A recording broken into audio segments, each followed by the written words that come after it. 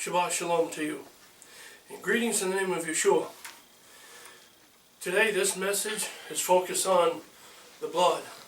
The importance of the blood and helping us to understand the fullness of salvation. This topic is about the importance and understanding of the blood and why it is so important that Yeshua shed his innocent blood for our sins. Let us start with Leviticus 17:11. He says, "For the life of the flesh is in the blood, and I have given it to you upon the altar to make an atonement for your souls. For it is the blood that makes the atonement for the soul." Now the word atonement in Hebrew is kafar, which means cleanse, forgive, merciful, and reconcile. And this is important to understand because we need to understand that Elohim is a mighty one of reconciliation. He's reconciling the world unto himself, as we see in Colossians 1:20. "And through him having made peace through the blood of his cross, it pleased the Father to reconcile all things to himself through him, whether the things on earth or the things in heaven." So we see clearly here that the Heavenly Father is reconciling the world unto himself. Some translations will say all things. This particular one says all things, but it's the world. He's reconciling everything, the world, the heavens. He's restoring things to the way that they were, the way that he created them at the beginning of Genesis. The life is in the blood, and that is the reason that Yeshua needed to shed his precious holy blood for the atonement for our souls. Now Leviticus 17:14 says, "For it is the life of all flesh. Its blood is for the life of it.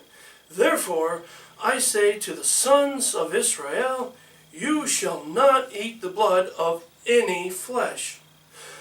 For the life of the flesh is in the blood. Whoever eats it shall be cut off."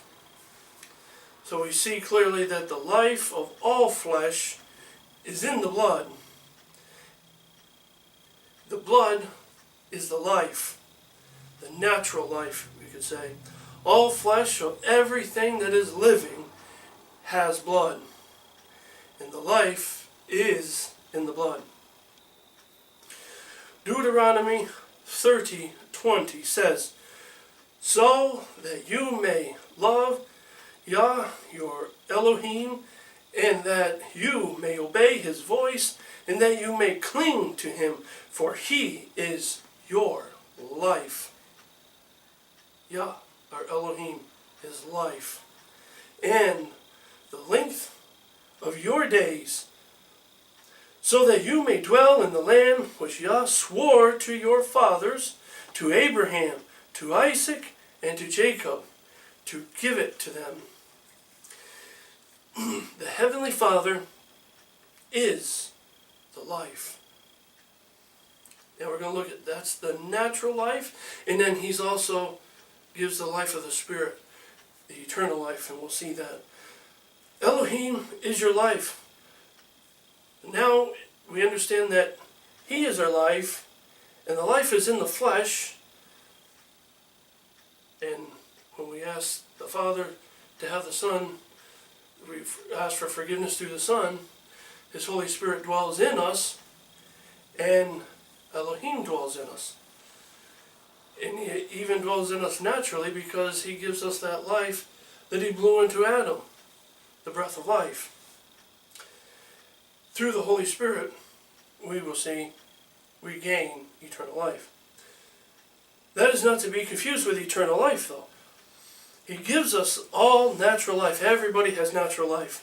So that we may choose to worship him Elohim gives us life. But we have to have the Holy Spirit dwelling in us to have eternal life. As we see in Romans 8:11, but if the Spirit of him that raised up Yeshua from the dead dwells in you, he that raised up Messiah from the dead shall also quicken your mortal bodies by the Spirit, by his Spirit that dwells in you. So we see that the Holy Spirit that dwells in us will give us that eternal life. Matthew 26:28, for this is my blood of the new covenant, which is shed for many for the remission of sins. His blood is poured out.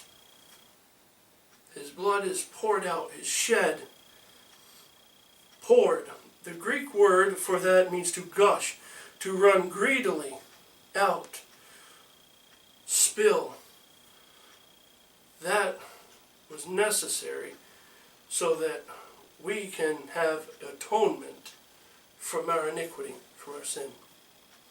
Matthew 27:4 says, saying, I have sinned in that I have betrayed the innocent blood. And they said, what is that to us? You see to that. This is Judas Iscariot, who has betrayed Yeshua, who has said, this blood is innocent. His blood is innocent. Messiah's blood is innocent. The man that did this evil deed, Judas Iscariot, did this evil deed, is the one that clearly stated that Yeshua's blood is innocent. Innocent indeed.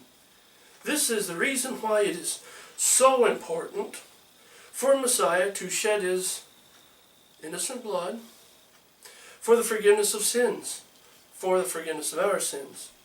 His blood was innocent and is innocent and holy, and that is where the life is. The life of the flesh is in the blood. And that is why he had to suffer for the sins of many, so that we may have eternal life. The Holy Spirit, like in Romans 8:11, gives us eternal life. And we get that Holy Spirit when we confess Yeshua is the Son of the Heavenly Father.